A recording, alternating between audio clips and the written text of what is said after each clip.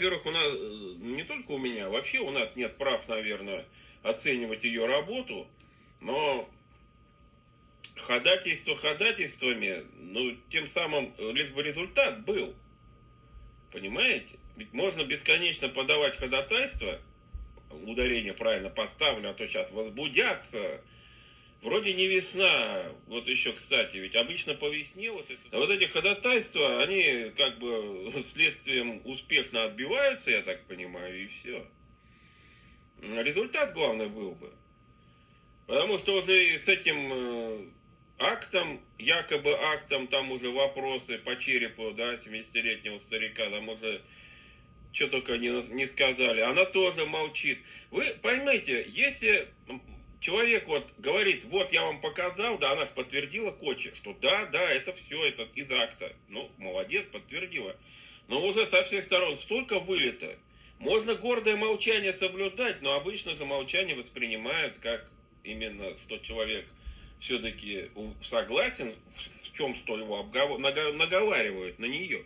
Она публичная личность сейчас. Бородкина, она зашла не просто в простое уголовное дело там или какое.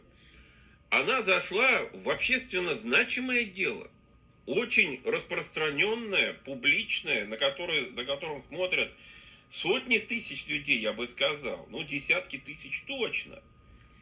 И находиться в нем вот как-то инкогнито, изгоем таким, говорить, ни с кем общаться не буду, ну тогда не надо в него заходить. Это не только ее касается, это вообще любого человека касается. Вы либо, если не понимаете, куда вы входите, не ходите. А если вы сюда зашли, понимаете, что есть, да, где-то можно сидеть тихонечко и на всех плевать, а где-то надо выходить и общаться. Я про это все время говорю. Если вы не умеете общаться с людьми, ну, странно, как вы можете быть адвокатом. Это же прямая обязанность, умение общаться. И плюс она еще в беседе с Кочей подтвердила, что все статьи написаны по ее... Ну, я так и понял, что это вообще ее тексты. Вот в СМО Народ.ру. Но там же такая абракадабра, я же разбирал. Я удивлялся, я думал, ну не может адвокат такое писать. Значит, может. Что она про первую декаду? Вот первая декада 2019 года закончилась. Где результаты экспертизы? Ну, я, правда, понимаю, что первая декада это были выходные, но она же никак не отреагировала.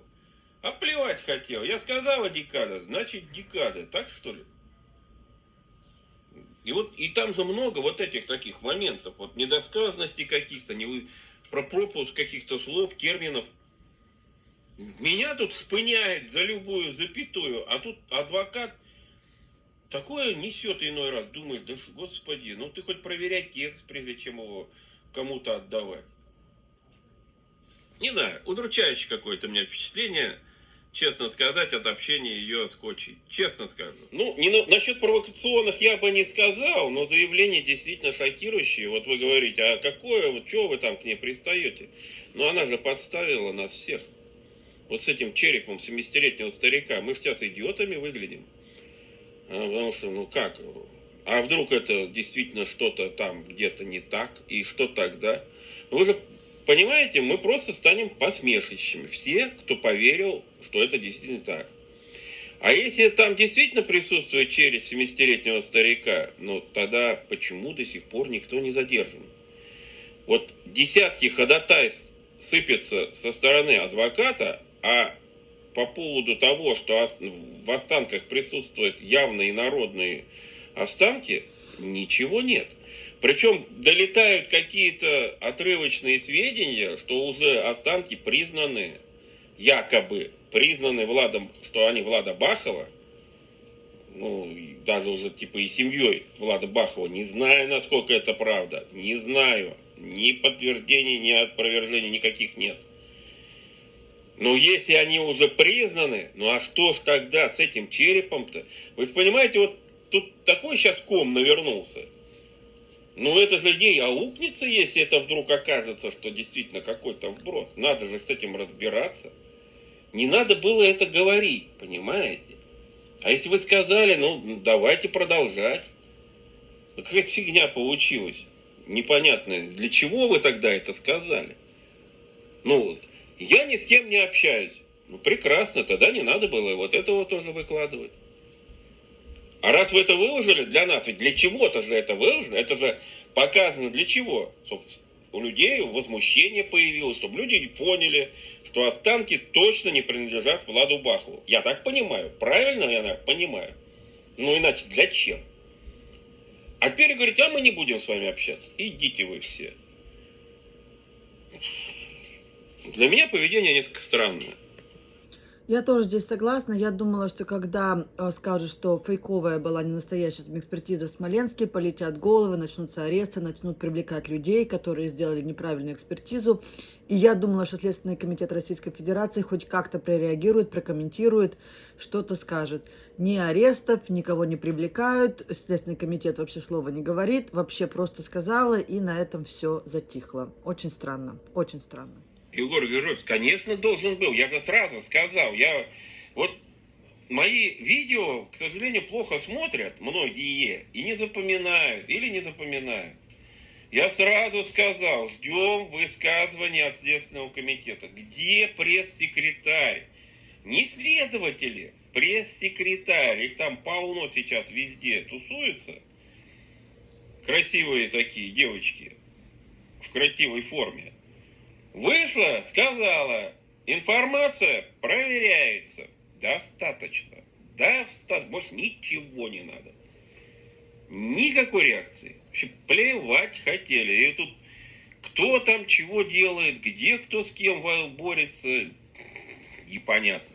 Кстати, на петиции тоже ничего не произошло. Госхаза, здравствуйте. Петиции, много чего было. Я подтверждаю, я это все видел. Сам не участвовал в пикетах. Ну, все остальное я видел, я знаю, да. То есть люди действительно пытались как-то поучаствовать в борьбе за некую справедливость. И теперь говорят, ну все расходитесь все свободные. В принципе-то имеет право, тут претензий никаких, действительно. Ну, я бы хотел все-таки более официально услышать, а не таким каким-то иносказательным образом через молчание. Типа, что хотите, говорите, все, мы больше вас не слышим, не видим и не замечаем. А как тогда быть? Что делать? Ну, не знаю.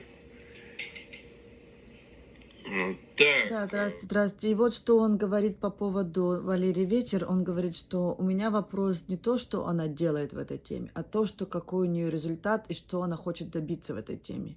То есть мы считаем, что она хочет просто, чтобы эту тему закрыть. Все блогеры замолчали, доказать, что это останки Влада Бахова, и его похоронить. И мы знаем, что ее очень поддерживает Паша Хейтер, что они там очень близко дружат.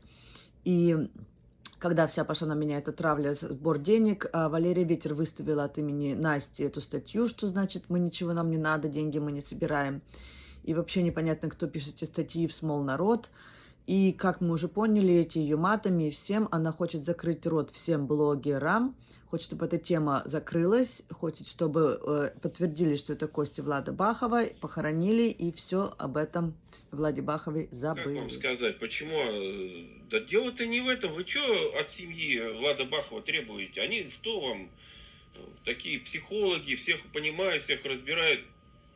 Приезжают на программу к Малахову, встречают там очень говорливую мадам, которая тут, да я сейчас вам тут помогу, все, только меня слушайте, мы тут сейчас такой резонанс поднимем, все, и все вам, и так далее. Ну а что, а им кого слушать-то?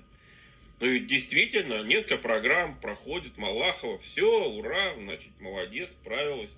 Потом вот эти фильмы там еще какие-то выезды. Ну, вошла в доверие, молодец, умеет. Тут дело-то не вопрос в том, почему ее допустили, а вопрос в том, чего она добивается. Вот этого мне очень больше хотелось бы узнать. Потому что вот этого понять я не могу. Что она в этой истории хочет? Чего? Какой конечный результат? Зачем она здесь находится? Для меня вот это больше вопрос.